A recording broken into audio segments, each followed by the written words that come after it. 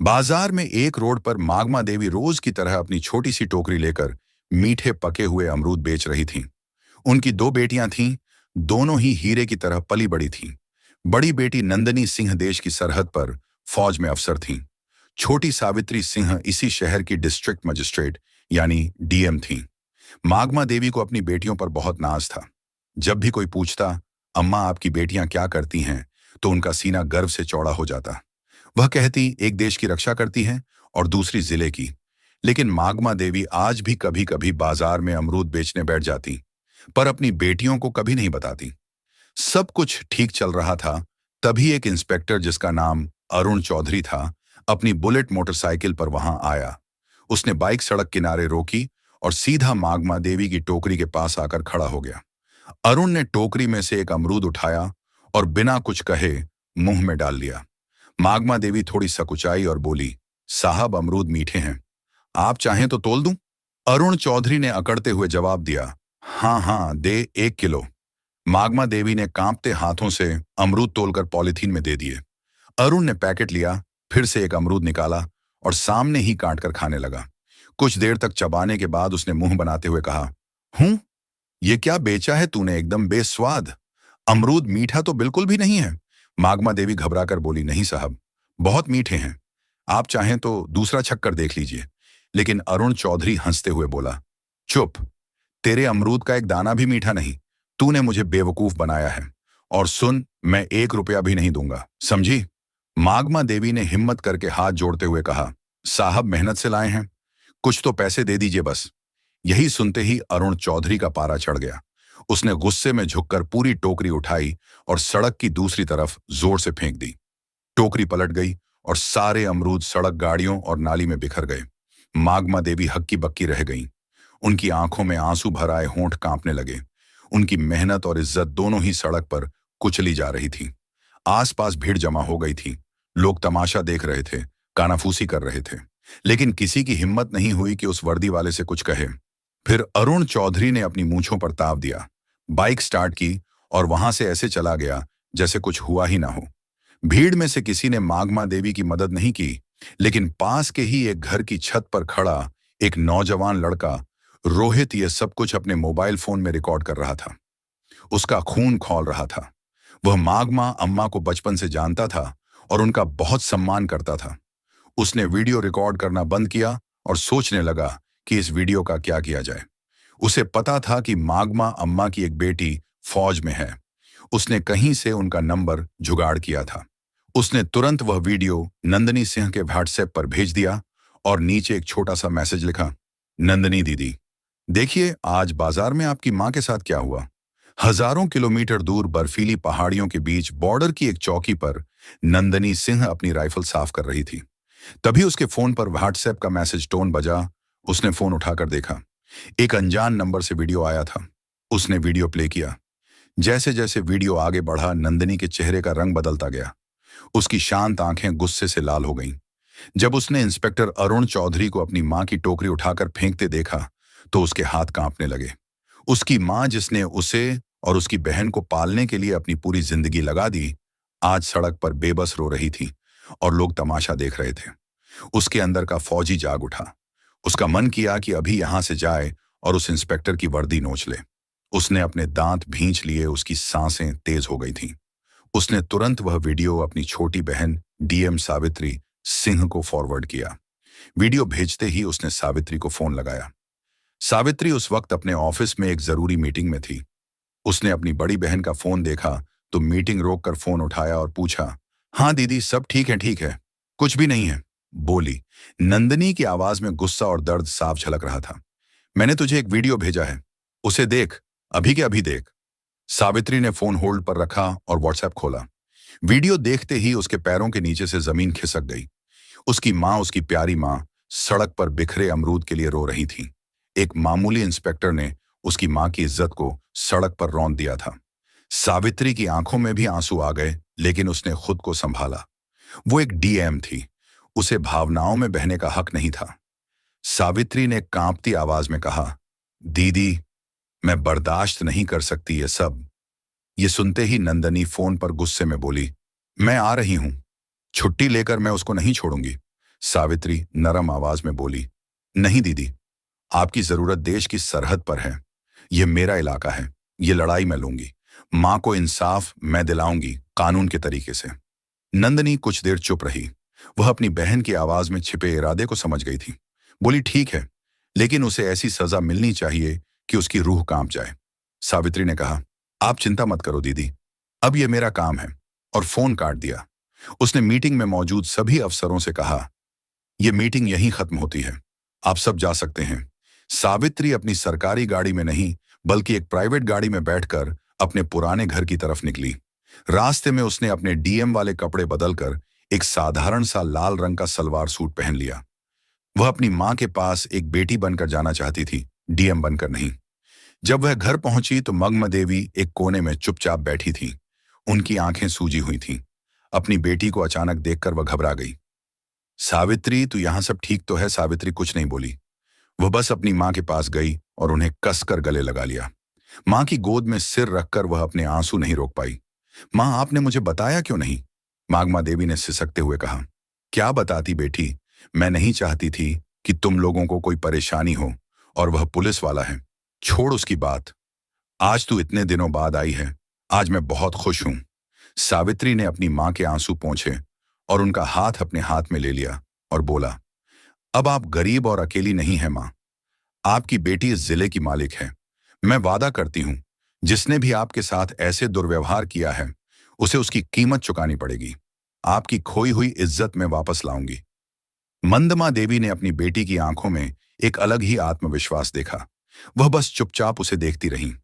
उस रात सावित्री ने एक पूरा प्लान बनाया।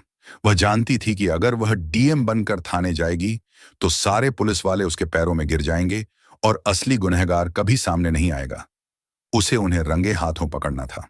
अगली सुबह उसने पीला सलवार सूट पहना और अपने सबसे भरोसेमंद अफसर एसडीएम विकास को फोन किया। विकास, मैं तुम्हें एक काम दे रही हूं और यह बात हम दोनों के बीच ही रहनी चाहिए। उसने कहा, जी मैडम, हुक्म कीजिए। बोली, मैं अभी सिविल ड्रेस में शहर के कोतवाली थाने में एक पर लिखवाने जा रही हूं, अपनी पहचान छिपाकर। मैं चाहती हूं कि तुम ठीक 2 घंटे बाद जिले के एसपी, डीएसपी और बाकी बड़े पुलिस अफसरों की टीम के साथ थाने पहुंचो। जब तक मैं इशारा ना करूं, कोई कुछ नहीं बोलेगा। विकास ने कहा, ठीक है मैडम, जैसा आप कहें। सावित्री ने फोन रख दिया। दोस्तों, अब खेल शुरू होने वाला था। सावित्री ने एक साधारण सा पीले रंग का सलवार सूट पहना, चेहरे पर दुपट्टा डाला और एक आम नागरिक की तरह ऑटो पकड़कर कोतवाली थाने पहुंची। थाने का माहौल वैसा ही था जैसा उसने सोचा था। एक हवलदार ऊँघ रहा था और इंस्पेक्टर अरुण चौधरी और एसएचओ संदीप राणा चाय पीते हुए हंसी मजाक कर रहे थे। सावित्री डरते डरते उनकी टेबल के पास गई। जी, मुझे एक शिकायत दर्ज करवानी है। एसएचओ संदीप राणा ने उसे ऊपर से नीचे तक देखा। क्या हुआ, किसने परेशान किया जी? कल बाजार में इंस्पेक्टर साहब ने। जैसे ही उसने इंस्पेक्टर का नाम लिया, अरुण चौधरी चौकन्ना हो गया। उसने सावित्री को घूर कर देखा। क्या इंस्पेक्टर साहब ने? नाम क्या है तेरा और किस इंस्पेक्टर की बात कर रही है? जी, आप ही थे। आपने कल बाजार में एक बुजुर्ग महिला के अमरूद की टोकरी सड़क पर फेंकी थी। मैं उनकी बेटी हूं। सावित्री ने अपनी आवाज में थोड़ी घबराहट लाने की कोशिश की। यह सुनते ही अरुण और संदीप जोर जोर से हंसने लगे। ओहो, तो तू उस बुढ़िया की बेटी है? अरुण ने मजाक उड़ाते हुए कहा। तो क्या हुआ, सड़क पर गंदगी फैलाएगी तो लाठी पड़ेगी ना। चल भाग, यहां से कोई एफआईआर नहीं लिखी जाएगी। सावित्री ने थोड़ा साहस दिखाते हुए कहा, लेकिन यह गैर कानूनी है। आपने वर्दी का गलत इस्तेमाल किया है। एसएचओ संदीप गरजातू, हमें कानून सिखाएगी, ज्यादा जुबान चलाई तो तुझे ही अंदर कर दूंगा। सरकारी काम में बाधा डालने के जुर्म में निकल। यहां से सावित्री वहीं खड़ी रही और बोली, मैं फर लिखवाए बिना नहीं जाऊंगी। बहस बढ़ रही थी कि तभी एक हवादार भागता हुआ अंदर आया। उसकी सांसें फूली हुई थीं। सर गंगा प्रसाद यादव जी थाने में आ रहे हैं। गंगा प्रसाद यादव का नाम सुनते ही अरुण और संदीप दोनों के चेहरे का रंग बदल गया। गंगा प्रसाद शहर का एक बहुत बड़ा और दबंग नेता था, जिसके इशारे पर पुलिस वाले नाचते थे। दोनों इंस्पेक्टर अपनी कुर्सी से ऐसे उछले जैसे करंट लग गया हो। अरे जल्दी करो, गेट खोलो, संदीप ने हवलदार को डांटा और दोनों भागकर गेट की तरफ गए, जैसे कोई बहुत बड़ा साहब आ रहा हो। एक सफेद सफारी गाड़ी थाने के अंदर आकर रुकी। उसमें से सफेद कुर्ता पायजामा पहने गंगा प्रसाद यादव उतरा। अंदर आते ही उसने अपने मजाकिया अंदाज में कहा, क्या हाल है चौधरी? काम धाम अच्छा चल रहा है ना? कोई मुर्गा उर्गा फंसाया कि नहीं?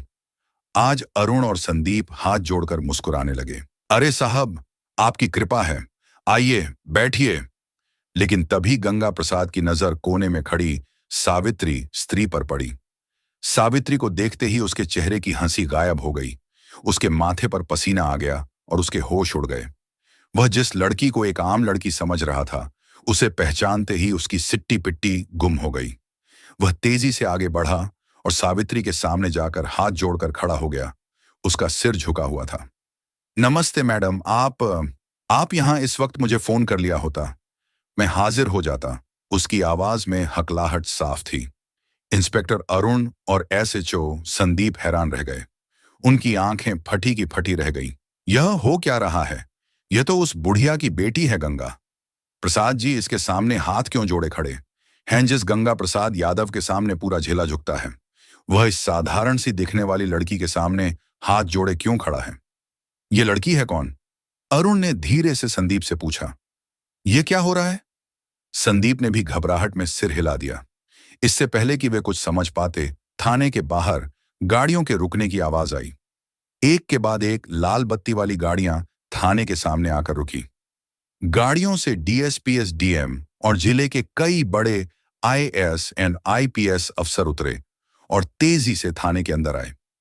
वे सब आकर चुपचाप सावित्री के पीछे लाइन बनाकर खड़े हो गए, जैसे अपने सीनियर को रिपोर्ट कर रहे हों। अब थाने में सन्नाटा था। सिर्फ पंखे की घर घर की आवाज आ रही थी। अरुण चौधरी और संदीप राणा पत्थर के बुद्ध बन चुके थे। उनके हलक सूख गए थे। माथे पर पसीने की बूंदें चमक रही थीं। तभी डीएसपी ने आगे बढ़कर गुस्से में अरुण चौधरी की तरफ देखकर कहा, इंस्पेक्टर तमीज से खड़े हो जाओ। तुम जिले की डीएम मैडम सावित्री सिंह के सामने खड़े हो। DM madam. यह शब्द किसी बम की तरह थाने में फटा। अरुण और संदीप के पैरों तले जमीन खिसक गई। उन्हें लगा जैसे किसी ने उनके कानों में पिघला हुआ शीशा डाल दिया हो। वे कांपते हुए सावित्री को देखने लगे, जिसे वे कुछ देर पहले अमरूद वाली की बेटी कहकर बेइज्जत कर रहे थे। सावित्री की आंखों में अब एक आम लड़की की घबराहट नहीं, बल्कि एक डिस्ट्रिक्ट मैजिस्ट्रेट का रौब और गुस्सा था। उसने अपनी ठंडी और कड़क आवाज में कहा, inspector Arun Chaudhary and SHO Sandeep Rana, दोनों की आत्मा तक कांप गई। You are suspended with immediate effect. Savitri ने आदेश दिया। एसडीएम साहब, इन दोनों के खिलाफ वर्दी की ढांस दिखाने, एक आम नागरिक को अपमानित करने और अपनी ड्यूटी ना करने के जुर्म में फर्ज दर्ज कीजिए। साथ ही इनके खिलाफ एक विभागीय जांच भी बिठाई जाए। एसपी साहब ने तुरंत अपने मातहतों को इशारा किया और दोनों इंस्पेक्टरों की बेल्ट और टोपी उतरवा दी गई। कल तक जो शेर बने घूम रहे थे, आज बीगी बिल्ली की तरह सिर झुकाए खड़े थे। तभी नेता गंगा प्रसाद यादव ने हिम्मत करके कहा, मैडम नादान है, गलती हो जाती है, माफ कर दीजिए, मैं समझा दूंगा इनको। सावित्री ने घूमकर गंगा प्रसाद को ऐसी नजरों से देखा कि वो कांप गया। नेताजी, यह नादान नहीं, सरकारी वर्दी में छुपे गुंडे हैं, और जहां तक समझाने की बात है तो अब इन्हें कानून समझाएगा। और बेहतर होगा कि आप इस मामले से दूर रहें, वरना जांच की आंच आप तक भी पहुंच सकती है। गंगा प्रसाद यादव का चेहरा सफेद पड़ गया। वह समझ गया कि इस नई डीएम से टकराना आसान नहीं है। वह चुपचाप सिर झुकाकर वहां से खिसक गया, लेकिन उसकी आंखों में एक अजीब सी नफरत और गुस्सा था जो सावित्री ने पढ़ लिया था। अगली सुबह सब समझ रहे थे कि डीएम बेटी ने मां को इंसाफ दिलाया। सब कुछ ठीक लग रहा था, लेकिन सावित्री एक दिन रात को जब खाना खा रही थी, तभी उसके पर्सनल फोन पर एक अननोन नंबर से कॉल आया। उसने फोन उठाया। हेलो। दूसरी तरफ से कोई कुछ नहीं बोला, बस एक भारी सांस लेने की आवाज आई। फिर एक बदली हुई मशीनी आवाज में कोई बोला, डीएम साहिबा शहर में नहीं हो, ज्यादा उड़ने की कोशिश मत करो। इंस्पेक्टर तो बस मोहरे थे, खेल तो अब शुरू होगा। सावित्री ने कड़क आवाज में पूछा, कौन बोल रहा है? वही जिसकी दुम पर तुमने पैर रख दिया है, कहकर उस आदमी ने फोन काट दिया। सावित्री के माथे पर चिंता की लकीरें उभर आईं। वह समझ गई थी कि गंगा प्रसाद यादव इतनी आसानी से हार मानने वालों में से नहीं है। यह लड़ाई अभी खत्म नहीं हुई थी, बल्कि अब और भी ज्यादा खतरनाक होने वाली थी। उसे अब सिर्फ अपनी मां की इज्जत ही नहीं, बल्कि उनकी जान की भी फिक्र होने लगी थी। उसने तुरंत ही एसपी को फोन किया और अपनी मां के घर के आसपास सादी वर्दी में 2 पुलिस वालों को तैनात करने को कहा। वह अपनी मां को डराना नहीं चाहती थी, लेकिन कोई भी खतरा मोल लेना भी नहीं चाहती थी। अगले कुछ दिन शांति से गुजरे। सावित्री को लगा शायद उसकी चेतावनी काम कर गई और गंगा प्रसाद यादव पीछे हट गया है, लेकिन वह तूफान से पहले की शांति थी। एक सुबह जब मागमा देवी बाजार में अपने अमरूद की टोकरी लगाकर बैठी ही थी कि अचानक पुलिस की 3 गाड़ियां वहां आकर रुकीं। उनमें से एक नया इंस्पेक्टर उतरा, जिसे सावित्री नहीं जानती थी। उसने मागमा देवी की टोकरी की तरफ इशारा करते हुए कहा, हमें सूचना मिली है कि इन अमरूदों की आड़ में नशीले पदार्थों की तस्करी हो रही है। तलाशी लो। इससे पहले कि कोई कुछ समझ पाता, एक सिपाही ने अमरूदों के नीचे से भूरे रंग के नशीले पदार्थ निकाले और चिल्लाया, असर मिल गया। नशीला पदार्थ बाजार में हड़कंप मच गया। लोग कानाफूसी करने लगे। देखो, डीएम की मां नशीले पदार्थ बेचती है। मागमा देवी सन रह गई। वह रोते हुए बोली, नहीं साहब, यह मेरा नहीं है। किसी ने मुझे फंसाया है। लेकिन किसी ने उनकी एक न सुनी। पुलिस उन्हें जबरदस्ती जीप में बिठा कर ले गई। यह खबर आग की तरह पूरे शहर में फैल गई। न्यूज चैनलों पर ब्रेकिंग न्यूज चलने लगी। डीएम सावित्री सिंह की मां नशीले पदार्थ के आरोप में गिरफ्तार। यह गंगा प्रसाद यादव का मास्टर स्ट्रोक था। उसने सावित्री पर सीधा हमला नहीं किया, बल्कि उसकी सबसे बड़ी ताकत और सबसे बड़ी कमजोरी, उसकी मां पर वार किया था। अब सावित्री एक अजीब दुविधा में फंस गई थी। अगर वह अपनी शक्ति का इस्तेमाल करके मां को छुड़ाती तो उस पर पद का दुरुपयोग करने का आरोप लगता, और अगर वह चुप रहती तो उसकी बेगुनाह मां जेल में सड़ती। सावित्री के ऑफिस में फोन की घंटियां बजने लगीं। मीडिया मंत्री, सीनियर अधिकारी, हर कोई जवाब मांग रहा था। तभी उसकी बहन आर्मी ऑफिसर अवनिका का फोन आया। उसकी आवाज में गुस्सा और बेचैनी थी। बहन, ये क्या हो रहा है? मैं आ रही हूं। मैं उस गंगा प्रसाद को नहीं छोड़ूंगी। सावित्री ने गहरी सांस ली और अपनी आवाज को स्थिर करते हुए कहा, नहीं दीदी, तुम्हें आने की जरूरत नहीं है। अगर हम भी उनकी तरह गैर कानूनी काम करेंगे तो उनमें और हम में फर्क क्या रह जाएगा? यह लड़ाई अब कानून के दायरे में ही लड़ी जाएगी और जीतेगी भी। सावित्री ने तुरंत एक प्रेस कॉन्फ्रेंस बुलाई। पूरा मीडिया हॉल खचाखच भरा था। कैमरों की फ्लैश लाइट उसकी आंखों में चुभ रही थी। उसने माइक संभाला और कहा, मैं जानती हूं आप सबके मन में क्या सवाल है। मेरी मां पर गंभीर आरोप लगे हैं। कानून सबके लिए बराबर है, चाहे वह एक आम नागरिक हो या डीएम की मां। इसलिए मैं इस केस की जांच से खुद को अलग करती हूं, ताकि जांच पर कोई असर न पड़े। एसपी साहब एक स्पेशल टीम बनाकर इस मामले की निष्पक्ष जांच करेंगे। मुझे भारत के कानून पर पूरा भरोसा है। दूध का दूध और पानी का पानी होकर रहेगा। सावित्री का यह दांव देखकर गंगा प्रसाद यादव भी हैरान रह गया। उसे लगा था कि सावित्री बौखलाकर कोई गलत कदम उठाएगी, लेकिन उसने तो बड़ी समझदारी से खुद को जांच से अलग कर लिया था। लेकिन सावित्री सिर्फ कानून के भरोसे नहीं बैठी थी। उसने रोहित को बुलाया। वही लड़का जिसने पहला वीडियो बनाया था?